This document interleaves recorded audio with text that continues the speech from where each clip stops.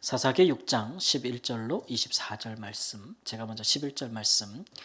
여호와의 사자가 아비에셀 사람 요아스에게 속한 오브라에 이르러 상수리 나무 아래에 앉으니라. 마침 요아스의 아들 기드온이 미디안 사람에게 알리지 아니하려 하여 밀을 포도주 틀에서 타작하더니 여호와의 사자가 기드온에게 나타나 이르되 큰 용사여 여호와께서 너와 함께 계시도다 하매 기드온이 그에게 대답하되 오나의 주여 여호와께서 우리와 함께 계시면 어찌하여 이 모든 일이 우리에게 일어났나이까.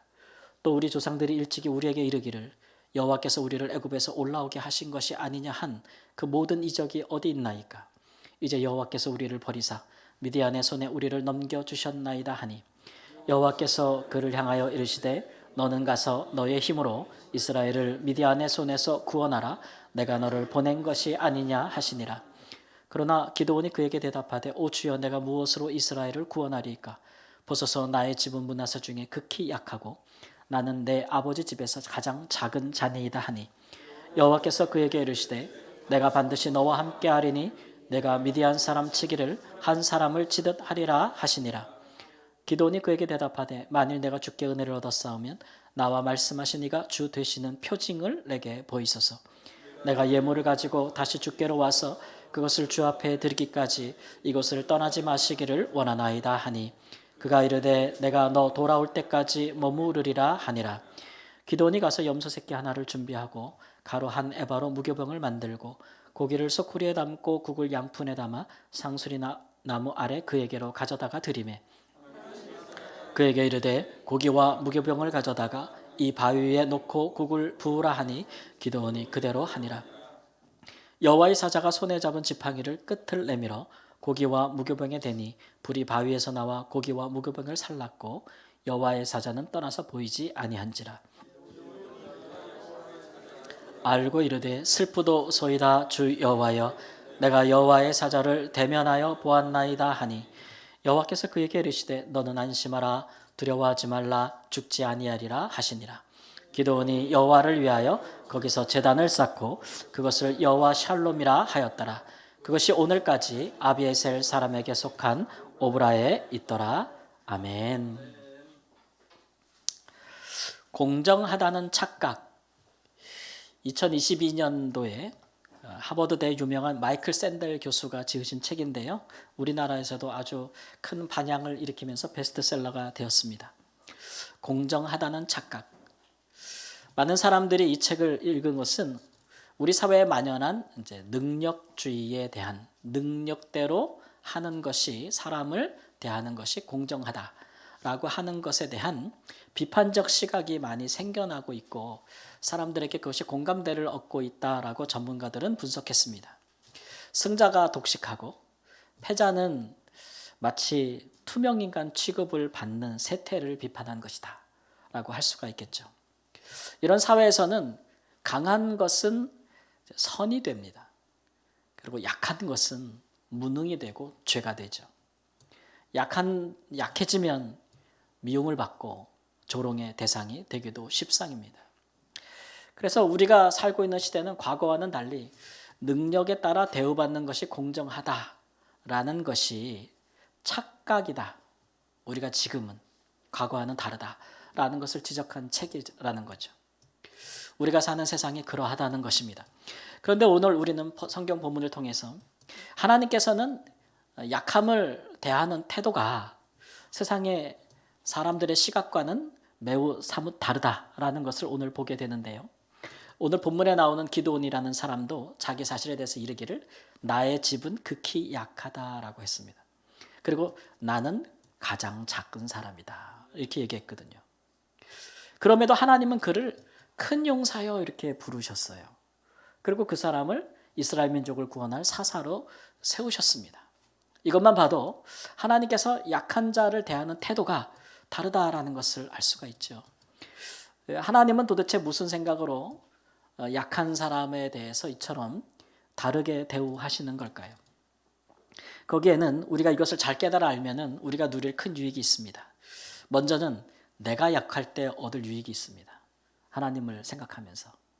그리고 두 번째는 다른 사람이 약할 때 그 사람을 보고 대하는 태도가 우리가 달라질 수가 있습니다. 그런 유익들이 있는 것이죠. 따라서 우리는 이 시간에 약한 자를 부르시어 세상을 구원하시는 하나님의 섭리에 대해서 한번 자세히 살펴보겠습니다. 그래서 이 시간 이후로는 우리가 뭔가 인생에 좀 내가 약할 때 혹은 다른 사람이 약할 때 그 약함을 대할 때 그것을 부끄러운 것이나 수치스러운 것으로 여기지 않고 오히려 자랑할 수도 있고 하나님의 능력으로서 강함으로써 우리가 온전하여질 수 있는 은혜가 있구나 라는 것들을 깨닫게 되는 은혜가 있기를 우리 주 예수님의 이름으로 축원합니다. 그렇다면 하나님은 약한 자를 이제 어떻게 대하십니까?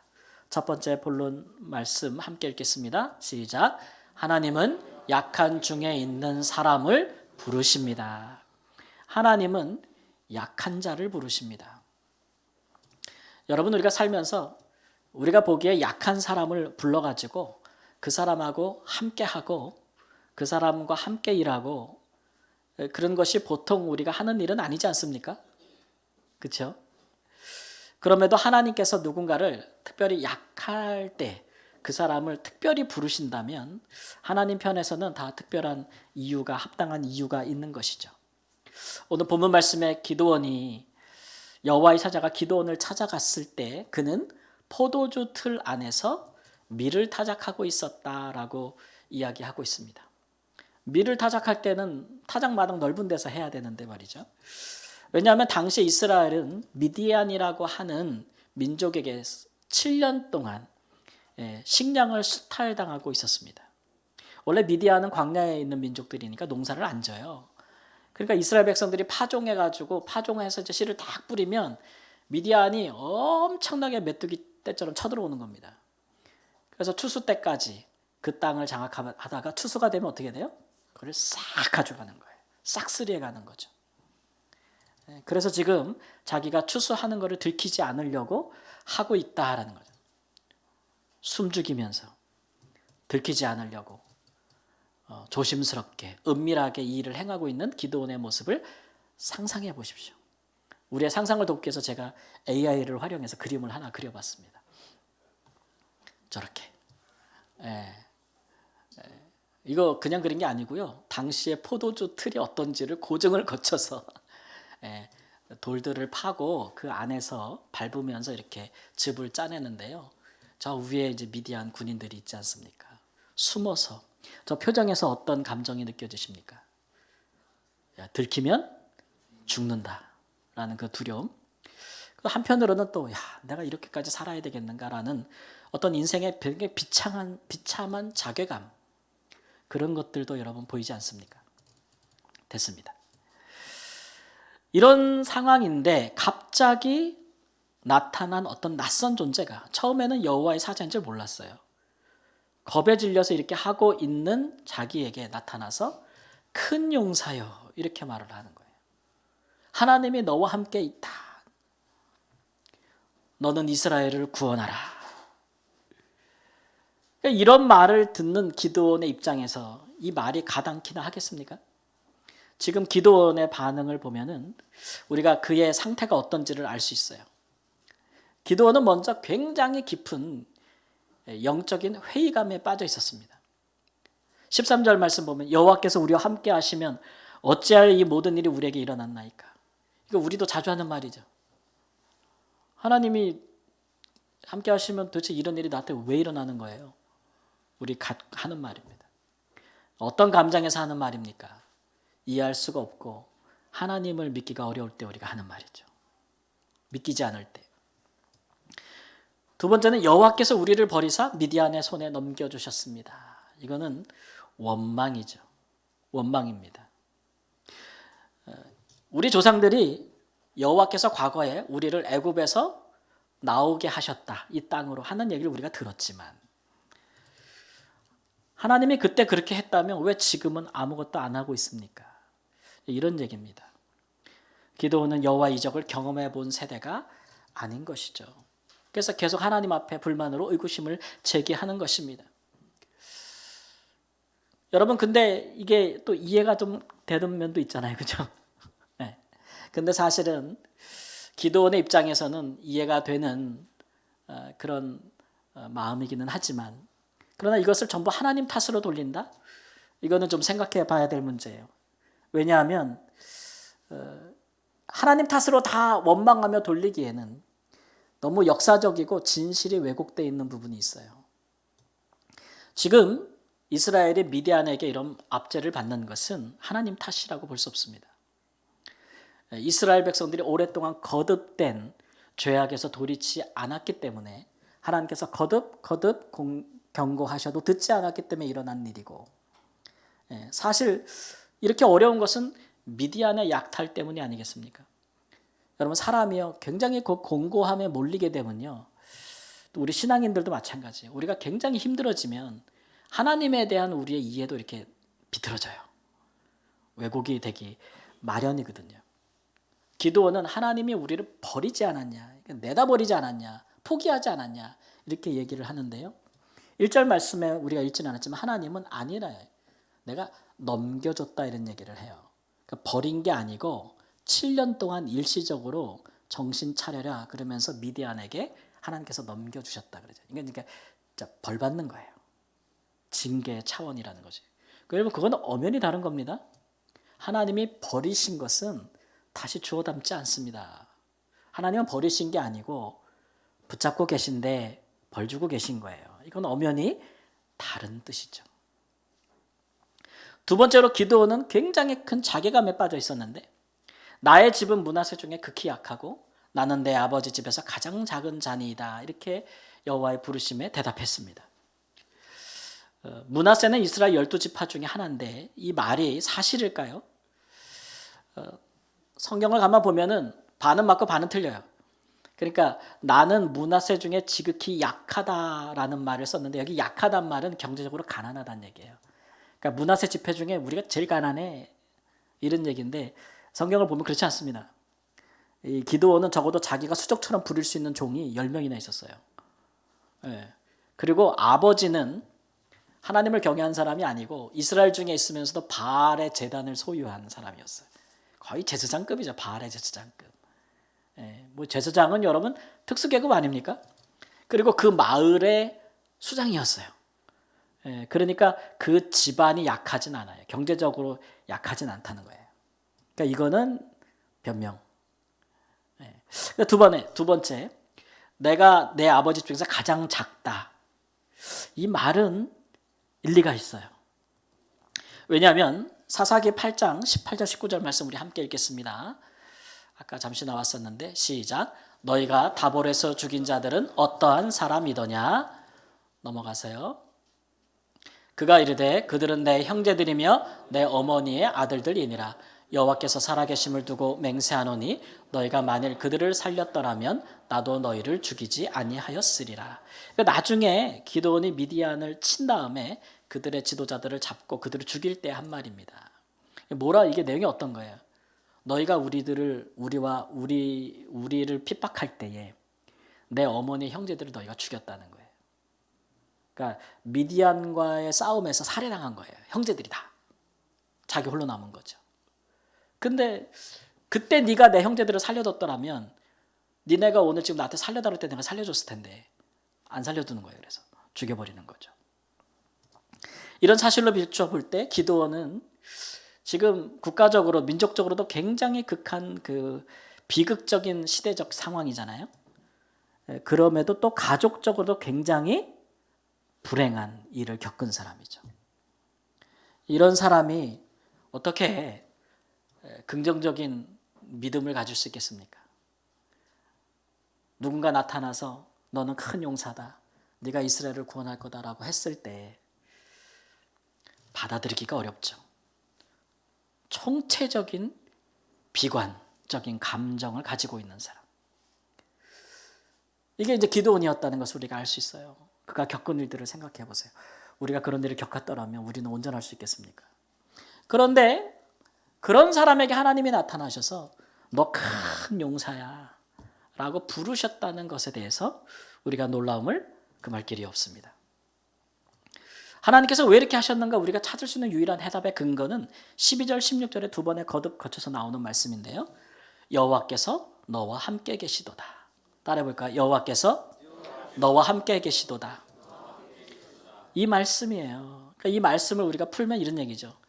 지금 너의 상태, 지극히 약해진 이 너의 비극적인 상태, 이 상태가 하나님께서 너와 함께 하시는 최적의 상태야. 최적의 상태다. 이렇게 이제 말씀하고 있는 거죠. 이거는 보통 우리가 갖고 있는 신앙관하고 너무 달라요. 또 우리가 하나님을 생각할 때도 그렇고 우리 인생을 돌이켜 볼 때도 그렇습니다. 우리는 이런 생각을 하죠. 우리가 세상에서 가장 강할 때 하나님께서 우리를 사용하시지 않겠는가? 하나님께서 나와 함께 하시지 않겠는가? 당연한 거 아닙니까? 상식적으로 그렇다는 거죠. 예. 근데 이런 것과는 하나님의 말씀이 지금 굉장히 다르는 거예요. 그러니까 이거는 우리가 하나님을 몰라서 하는 소리고 사실 또 우리 자신도 잘 몰라서 하는 소리예요. 우리가 정말 강할 때 정말 하나님이 우리와 함께 하실까요? 여러분, 하나님에 대해서도 우리가 알아야 되고 우리 자신에 대해서도 알아야 됩니다. 바울 사도도 이방인의 사도로서 선교하는 사람이었는데 이분도 훌륭한 분이지만 그런 생각을 처음에 갖고 있었어요. 선교하면서 내 몸에 육체에 가시가 있는데 하나님 이것 때문에 내가 너무 약하다고 슬퍼했다 그랬어요. 슬퍼하며 하나님께 고쳐달라고 간구했다라고 했습니다. 그런데 하나님께서 내 능력이 약한 데서 온전하여짐이니라. 너 약할 때 내가 너와 더 함께 하고 있는 거야. 이렇게 이제 말씀하셨다는 거죠. 그래서 바울은 그때 이제 깨달았다는 거죠. 깨달았다. 내가 약한 것은 너무 슬픈 일이지만 근데 그때 하나님께서 나와 함께 하시니까 내가 오히려 강하구나 라는 것들을 깨달았다는 거예요. 여러분, 우리 모든 그리스도인들은 이런 걸 깨닫는 순간이 반드시 와야 됩니다. 바울 사도가 강했을 때를 생각해 보십시오. 하나님의 뜻에 순종하는 사람이 아니었습니다. 그리스도를 대적하고 교회를 핍박하는 사람이었죠. 그때 그의 인생은 가장 자랑할 것이 많았어요. 모든 권력과 힘과 지식을 가진 사람이었잖아요. 그 모든 것을 버리고 약해졌을 때 그는 하나님의 사도로 부르심을 받았고 이방인의 사도가 되어 땅끝까지 복음을 전하는 훌륭한 사람이 되었습니다. 이런 역설적인 진리가 우리 신앙에 고스란히 담겨 있어요, 여러분. 하나님 입장에서 생각해 보십시오. 하나님이 전능하시니 하나님은 세상에서 강한 자를 필요로 하지 않으십니다. 하나님이 우리에게 원하시는 것은 하나님이 우리와 함께 하시는 거예요. 함께 하시는 거. 그게 우리에게 구원이거든요. 근데 여러분 돌이켜 보십시오. 언제 하나님이 우리와 함께 하셨습니까? 내가 언제 하나님을 가장 깊이 만났습니까? 느꼈습니까? 여러분, 내가 인생에서 가장 잘 나갈 때 그랬어요? 모든 것이 부족함이 없고 가장 풍요로울 때 정말 그랬습니까? 신앙이 정말 깊어졌습니까? 그때? 내가 죄인임을 깨닫고 하나님 앞에 울며 불며 용서해달라고 기도할 때 아니었나요? 내 힘으로 아무것도 할 수 없다고 하나님 앞에 두 손 두 발 다 들고 항복할 때 그때 아니셨어요? 그때에 하나님이 우리와 함께 하시는 겁니다. 이게 신앙의 신비인데 여러분, 그러니까 우리가 이것을 알면 하나님이 그렇고 내가 그렇다는 걸 알면 좀 약해졌을 때 좀 숨지 마십시오. 혹은 누군가 약한 자를 볼 때 좀 외면하지 마십시오. 포도주 틀에 숨어서 밀을 타작하고 있는 바로 그 순간이 하나님께서 기도원을 큰 용사로 부르시는 최고의 타이밍이었다. 생각하십시오. 나의 약함이 하나님의 강함을 담는 그릇이 되는 순간을 어쩌면 우리 주님은 기다리고 계십니다. 그 순간을 우리가 은혜의 순간으로 여길 때에 그 이후에도 우리가 하나님으로 인해서 얼마나 온전해지고 얼마나 강해질지를 생각해 보시면서 약함을 부끄러워하지 아니하고 은혜로 여길 수 있는 믿음이 있기를 우리 주 예수님의 이름으로 축원합니다. 약할 때 하나님이 나와 함께 하시면 나는 무엇이 달라지겠습니까? 본론 두 번째 말씀 함께 읽겠습니다. 시작. 하나님이 약한 자와 함께 하셔서 샬롬을 주십니다. 사람이 약할 때에 하나님은 그에게 찾아오시고 그에게 함께 하신 이후에 그에게 샬롬을 주신다는 거죠. 우리가 알기로 샬롬은 평강이란 뜻입니다. 여호와 샬롬 우리 자주 쓰잖아요. 제가 여러분에게 뭐 보낼 때도 항상 여호와 샬롬을 하는데 하나님은 평강이시다라고 하는 뜻입니다. 그래서 우리가 보통 샬롬이라는 말을 평강, 평안, 평화 이렇게 이해를 하는데요. 마음이 편안한 상태가 샬롬이구나라고만 생각하면은 많이 부족해요. 사실 샬롬이라는 단어는 굉장히 다양한 상황에 포괄적으로 많이 사용되고 있기 때문에 평안이라고만 여기면 턱없이 부족합니다. 그래서 어떤 사람이 샬롬이란 말을 쓸 때 그때 상황이 중요해요. 그 상황에 따라 이게 이런 의미도 될 수 있고 저런 의미도 될 수 있고 이렇게 되거든요. 기드온에게 적용하자면 기드온은 그의 형제들이 다 미디안에게 죽임을 당했고 홀로 살아남았던 생존했던 사람이고 밀을 포도주 틀에서 타작할 때에도 발각된다면 죽을 수 있다라는 공포, 또 그럼에도 불구하고 이거 하지 않으면 굶주려서 죽을 수 있다는 어떤 것에 대한 공포, 그런 것들이 같이 있었죠. 그리고 자기를 만나서 말씀하신 이가 여호와의 사자라는 것을 표징을 보여주소서. 그리고 표징을 봤더니 어떤 마음을 갖냐면 은혜구나라는 생각이 아니고 나 죽겠구나 이런 생각을 가진단 말이에요.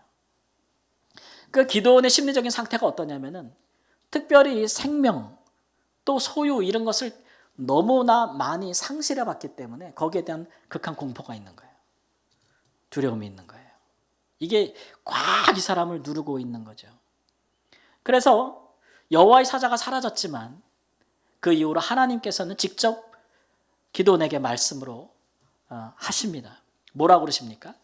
안심하라, 두려워하지 말라, 죽지 아니하리라. 여러분 안 죽어 이 말이 평안이 된 적이 있습니까? 지금 기드온이 죽음에 대한 공포가 그 인생을 장악하고 있었어요. 근데 하나님이 너 안 죽어 안심해 라고 말씀해 주고 있는 거예요. 그게 여호와 샬롬이에요. 그러니까 여호와 샬롬이 기드온에게는 어떤 의미냐면 평강보다는 생명입니다. 너 안 죽어 이런 얘기죠. 하나님은 기드온이 그 인생에서 가장 두려워하는 것이 뭔지를 정확히 꿰뚫어 보고 계신 거예요.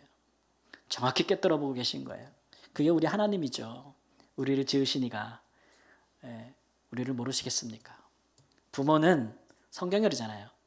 그 자녀의 속을 몰라도요. 하나님은 아십니다. 무엇 때문에 우리 인생이 이렇게 약해지고 있는지를 하나님은 정확히 알아요. 그래서 그 약함의 근원을 치유해 주기를 원하시는데 여러분 치유하려면 먼저 어떻게 해야 돼요?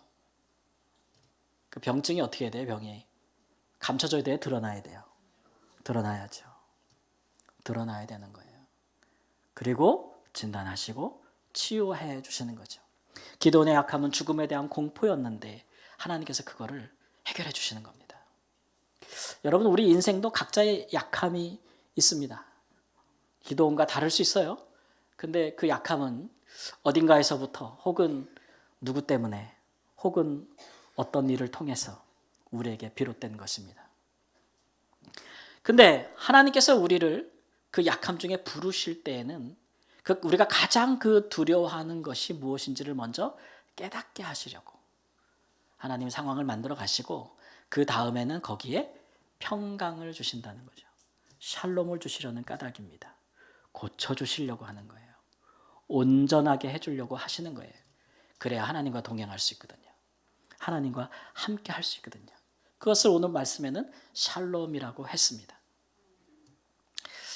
그 일본에 가면은 그 킨츠키라고 해서 도자기에 대한 이게 철학이기도 하고 또 기술이기도 한데 이게 뭐냐면 보통 도공들이 도자기가 깨지면 어떻게 합니까? 깨진 도자기는 버리잖아요. 근데 일본에서는 그 깨진 도자기를 서로 이어서 그 깨진 금에다가 오칠로 이렇게 붙인 다음에 그 깨진 금을 따라서 밖에다가 금과 이런 가루들을 뿌려요. 그래가지고 그 전통적인 수리 기법인데 파손된 도자기가 그 깨진 금을 숨기고 고치고 거기다가 이제 새로운 가치를 더해주는 예술 작품으로 승화시키는 그런 거를 이제 킨츠키 도자기라고 하는데요. 이것도 제가 한번 그려봤습니다. 한번 보여주실래요? 네. 여기 보면은 저기 컵잔인데 잘 안 보이시겠지만 컵잔 그 무늬에 이렇게 금색으로 된 금들이 있죠. 그게 원래 깨진 거예요. 그걸 옷으로 붙인 다음에 거기를 따라서 금으로 이렇게 바른 겁니다. 그래서 보면은 그 깨진 것 같지 않고 굉장히 금칠한 어떤 티가 나요? 굉장히 고급스러운 티가 나잖아요. 예, 그래서 저런 그 도자기나 그릇들은 아주 유니크한 겁니다. 예, 같은 모양이 나올 수가 없어요. 도자기 같은 모양으로 깨지지 않잖아요. 그러니까 아주 유니크한 것이 돼서 가치가 더해진다. 예. 예, 그래서 그 깨진 자국을 그 도자기 공들은 경치라고 부른답니다. 그 금 깨진 거를. 예, 아주 아름다움이라고 부른다는 거예요. 아름다움. 제가 왜 이 예화를 드냐면 하나님께서 우리 인생의 약함을 볼 때 그렇게 보신다는 거예요. 예, 우리 인생에 깨지고 약한 부분 있잖아요. 그 하나님께서 볼 때 뭐라고 보냐 하면은 아름다움으로 보신다는 거예요. 마치 예수님의 약함 십자가를 우리 하나님께서 우리의 구원을 위한 아름다움으로 보듯이 하나님께서 거기에다가 그걸 이렇게 다시 붙여주고 금칠해 주신다는 거예요. 예. 그게 이제 인생의 약함이 하나님의 샬롬으로 온전해지는 순간이 되죠. 그게 되면 우리가 이제 그 하나님 앞에 우리 인생의 약함이 더 이상 상처가 아닙니다. 늘상 말하지만 여러분 상처받았던 과거에 머물러 계시지 마십시오. 지금 되게 괜찮아졌는데도 항상 그 과거의 마음이 갇혀 사는 분들이 있어요. 그래가지고 말만 하면 그 얘기가 나와. 이미 다 지난 일이고 이제 다 해결된 것 같은데도 계속 그 말이 나온다는 것은 과거에 살고 있는 거예요. 깨진 금이 이렇게 봉합이 잘 안 된 거예요. 잘 안 된 거죠. 금칠이 안 된 거예요. 붙어있지를 못한 거예요. 근데 하나님이 그런 나를 어떻게 고쳐줬는지를 여러분 생각하십시오. 하나님이 그런 나에게 얼마나 지금 잘 예쁘게 다듬어 주셨는지. 예, 그렇게 생각해 주시면 그것이 오히려 자랑이 된다. 나에게 금칠이야. 금칠이야. 금칠 받았어. 이렇게 자랑하게 된다는 거죠. 하나님이 어떤 분인지를 알면 그렇습니다. 예. 그렇게 되면요, 우리가 다른 사람 약함 볼 때도 좀 너그러운 마음을 갖게 돼요. 우리 사회는 누가 살다가 약해지면은 무시하고 도외시하고 외면하고 조롱하기도 하지만 주 안에서 하나님의 은혜를 이렇게 입은 사람들은 다른 사람의 인생의 약함을 볼 때 어떤 마음 갖습니까? 어떤 마음을 갖겠습니까? 하나님의 마음을 갖죠. 하나님이 부르시려고, 하나님이 금칠해 주시려고, 하나님이 금가루 뿌려 주시려고 저 약함을 고치시려고 지금 드러내셨구나. 나도 그런 적이 있었는데. 이런 마음을 가져야 기도도 되고 사랑도 생겨나는 거죠. 예. 우리가 왜 그리스도인입니까? 그리스도의 마음을 가진 사람들이기 때문에 그리스도인 아닙니까? 우리 마음에 드는 생각이라고 다 그대로 하지 마세요. 예수님께서 자기를 부인하라 그랬잖아요. 내 마음에 일어나는 생각들이라고 다 그렇게 하지 마세요. 내 마음에 무슨 생각이 들었어요. 어떤 사람을 볼 때 그리스도의 마음에 합당하지 않은 생각이면 부인하세요. 에이, 쓸데없는 생각이 들고 있어. 나쁜 마음이야. 쳐버리셔야 돼요. 내 마음이라고 내 마음대로 하기 시작하면은 하나님의 사람으로 살 수가 없습니다. 여러분, 인생이 좀 깨지고 흠이 났고 또 약해졌다고 해서 죽은 사람처럼 살지 마십시오. 그렇게 생각하지 마십시오. 그때 우리가 제일 힘써야 될 것은 그때만 주시는 하나님의 음성이 있어요. 강할 때 안 들리던 하나님의 음성이 있어요. 우리가 약할 때 가장 그 특징이 이 귀가 하나님을 향해 열립니다. 그때에 하나님이 부르시는 음성에 귀를 기울여 보십시오. 내가 강할 때 듣지 못했던 하나님의 음성을 내가 듣게 될 것이고 누리지 못했던 평강도 얻게 될 줄 믿습니다. 내 안에 가장 그 누구도 건드리지 못했고 치유해 주지 못했던 상처를 우리 하나님께서 치유해 주시려고 이때 약함을 허락하셨다고 생각하십시오. 세상은 약할 때 사람을 버리지만 하나님은 부르셔서 치유하시고 평강을 주실 뿐만 아니라 그를 통하여 다른 구원을 행하기도 하시는 분이십니다. 그런 하나님이 우리와 함께 계시면 여러분 우리가 두려울 것이 없습니다. 약한 자를 부르시어 세상을 구원하시는 하나님과 함께 동행하시기를 우리 주 예수님의 이름으로 축원합니다. 아멘. 우리 함께 잠시 기도하겠습니다. 하나님, 나의 약함도 하나님 안에서 은혜가 될 수 있음을, 내가 약할 때 주님께서 내게 말씀하실